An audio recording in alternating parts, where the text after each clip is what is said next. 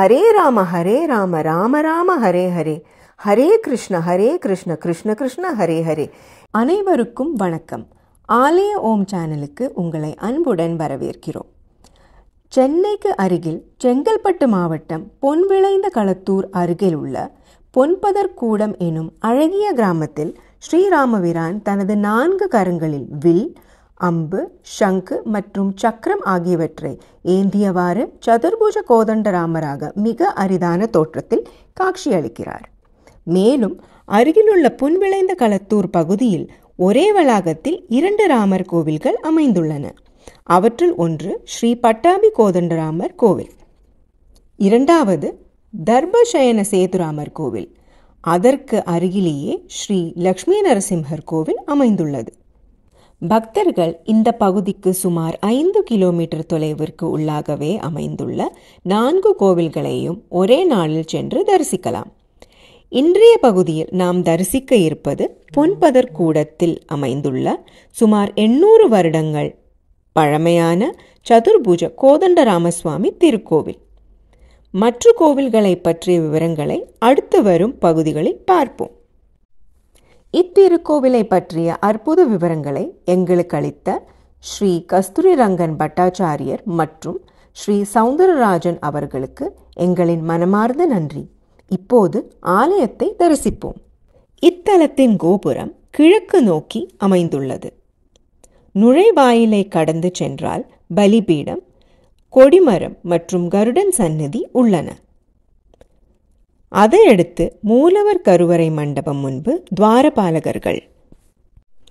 கருவறை மண்டபத்தில் கருவறை சந்நிதிக்கு முன்பு தனி சன்னதியில் லக்ஷ்மி நாராயணர், விஸ்வக்சேனர், நம்மாழ்வார், திருமங்கையாழ்வார், ராமானுஜர் மற்றும் மகாதேசிகர் அருள் புரிகின்றனர்.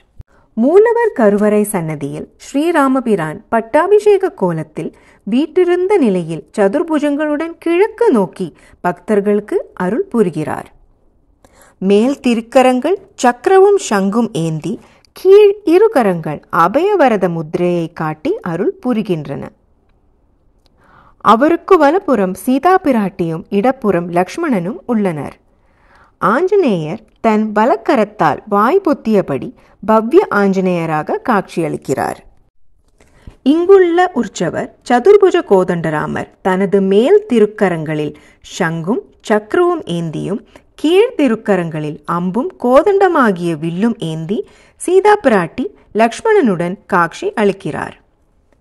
அடுத்து பட்டாச்சாரியர் இத்தலத்தின் வரலாறு, சிறப்புகள், திருவிழாக்கள் மற்றும் பிரார்த்தனை சிறப்புகள் பற்றி கூறுவதை பார்ப்போம். ஸ்ரீராகவம் தசரதாத்மதமப்ரமேயம் சீதாபதிம் ரகுகுலான்வய ரத்னதீபம் அஜானுபாகம் அரவிந்ததலாயதாட்சம் ராமம் நிஷாசர விநாசகரம் நமாமி. பொன்பதர்கூட்டம் என்ற விசேஷமான கிராமம். இந்த க்ஷேத்திரம் செங்கல்பட்டிலிருந்து தெற்கே சுமார் 15 கிலோமீட்டர் தொலைவிலே அமைந்துள்ள ஒரு சிறிய கிராமம். இங்கே 800 வருடங்கள் பழமையான ஒரு ஆலயம்.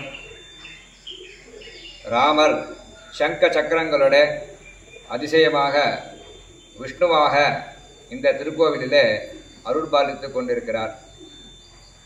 மூலவர் சதுர்புஜ பட்டாபிராமர் என்ற திருநாமத்துடனே அமர்ந்த திருக்கோலமாக சங்க சக்கரங்கள் அபய வரத முத்திரைகளோட வில்லம்பு இல்லாமல் இங்கே விசேஷமாக விஷ்ணுமூர்த்தியாகவே காட்சி கொடுக்கிறார்.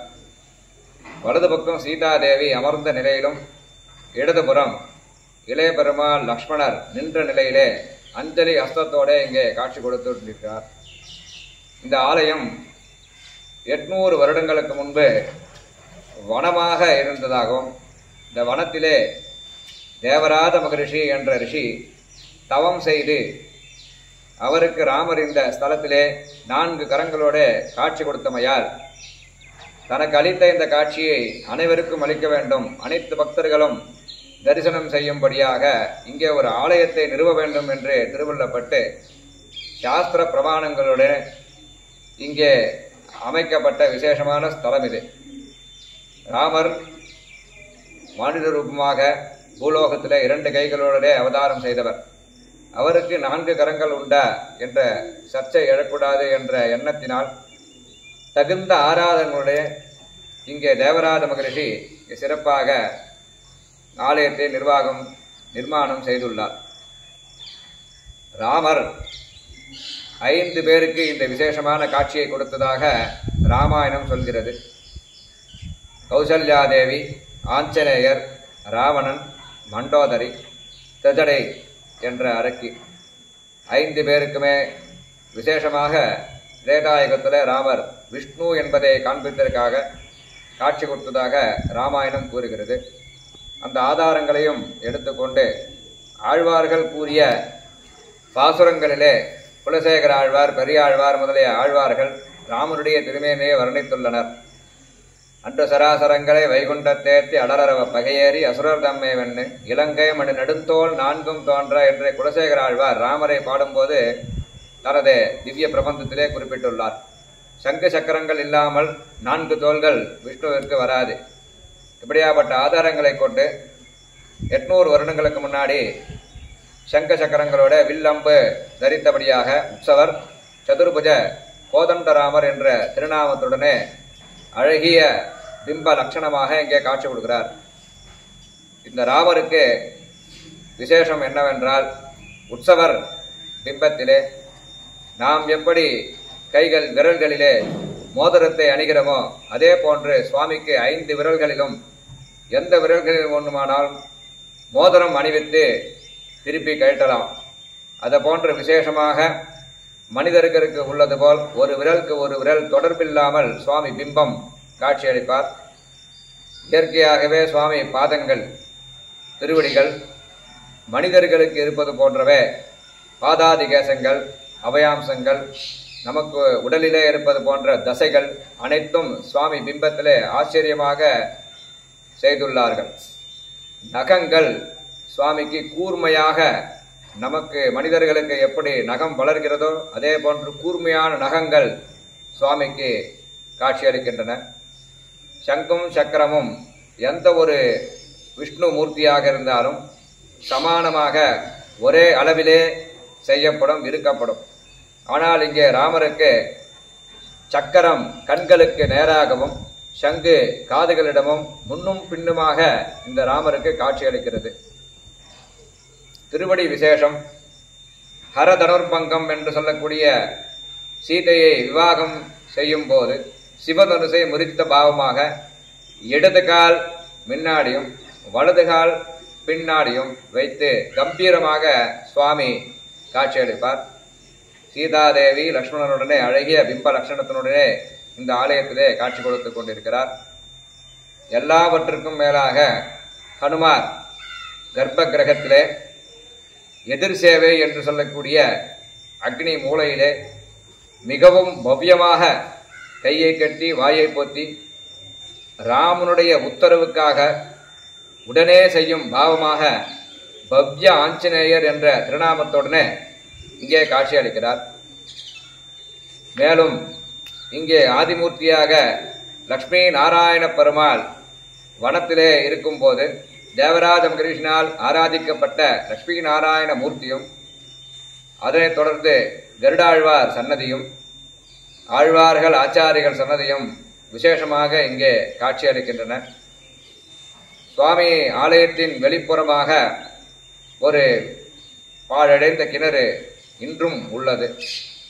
நிருசிம்ம வாஜபேயி என்ற ஒரு பிராமணர் இந்த ஆலயத்திலே தீராத வியாதியுடனே வந்து தரிசனம் செய்து ராமரை அந்த கிணற்று தீர்த்தத்திலே குளித்தமையால் அவருடைய தீராத தோல் வியாதிகள் தீர்ந்ததாக ஒரு வரலாறு கூறுகிறது. விசேஷமான புஷ்கரணி தேவராஜ புஷ்கரணி என்று 1 கிலோமீட்டர் தொலைவிலே தேவராஜ மகரிஷியானவர், அவர் அனுஷ்டானம் என்று சொல்லக்கூடிய நித்திய கர்மங்களை முடித்த புஷ்கரணி என்று சொல்லக்கூடிய சிறிய குளம் இன்றும் அமைந்துள்ளது. பத்ராசலம் கஷேத்திரத்தை போல இங்கேயும் ராமன் இங்கே சங்க சக்கரங்களுடைய தாயாருடனே மிகவும் அருள் பாலித்துக் கொண்டிருக்கிறார். பக்தர்கள் வேண்டியபடி வேண்டிய வரங்களை தாயாரும் பெருமாளும் அனுகிரகம் செய்தபடியாக இங்கே உள்ளார்கள். இக்கோவிலிலே சித்திரை மாதம் வருட பிறப்பு அபிஷேகமும், வைகாசி மாதத்திலே நம்மாழ்வார் சாத்துமுறையும், ஆனி மாதத்திலே ஆணி திருமஞ்சனமும், ஆடி மாதத்திலே திருவாடி பூரமும் விசேஷமாக நடைபெறுகிறது. ஸ்ரீராமநவமி உற்சவமானது பங்குனி மாதத்திலே நவமிக்கு முன்பாக கர்ப்ப உற்சவம் என்று சொல்லக்கூடிய 10 நாட்கள் பிரம்ம உற்சவமாக கொடியேற்றி விசேஷ கோலாகலமாக இன்றும் நடைபெற்று வருகிறது. புரட்டாசி மாதத்திலே சுவாமிக்கு பௌர்ணமி அன்று மகா யாகமானது பவித்திர உற்சவம் என்று நடத்தப்படுகிறது. ஐப்பசி மாதம் தீபாவளி, கார்த்திகை தீப உற்சவங்கள் அனைத்தும் விமர்சையாக இங்கே கொண்டாடப்படுகின்றன. மேலும் பக்தர்கள் பிரார்த்தனைக்கிணங்க திருக்கல்யாண உற்சவங்கள், மகா அபிஷேகங்கள் அவர்கள் வேண்டியபடி இங்கே அனைத்து பக்தர்களும் வந்து தரிசனம் செய்து எம்பெருமானின் கடாட்சத்தை பெறுகிறார்கள். எல்லோரும் இவ்வாலயத்திலே வந்து ஸ்ரீ சதுர்புஜராமனை சேவித்து சகல சௌபாகியங்களும் பெற்றியுமாறு அன்புடன் கேட்டுக்கொள்கிறோம். சர்வே ஜனா சுகினோ பவந்து, சமஸ்த மங்களானி சந்து, ஹிரண்ய குசகூட சத்த சங்கசக்கர தனுஷ்பதே சதுர்புஜாய ராமாய் மம நாதாய மங்களம். ஜெய் ஸ்ரீராம். பிரார்த்தனை சிறப்புகள். தம்பதியர் தங்களுக்கு ஒற்றுமை அதிகரிக்கவும், பிரிந்த தம்பதியர் மீண்டும் சேரவும் இங்குள்ள கோதண்டராமரை வேண்டிக் கொள்கின்றனர். தோல் நோயால் பாதிக்கப்பட்டவர்கள் இங்கு சுவாமிக்கு துளசி மாலை அணிவித்து கல்கண்டு படைத்து வேண்டிக் கொண்டால் அவர்களின் நோய் நீங்கும் என்பது நம்பிக்கை. ஆலய நடை திறப்பு நேரம் காலை 7 முதல் 9 மணி வரை மற்றும் மாலை 5 முதல் 5:30 மணி வரை. ஆலயத்திற்கு செல்லும் முன்பு பட்டாச்சாரியரின் அலைபேசி எண்ணை தொடர்பு கொண்டு செல்வது நல்லது.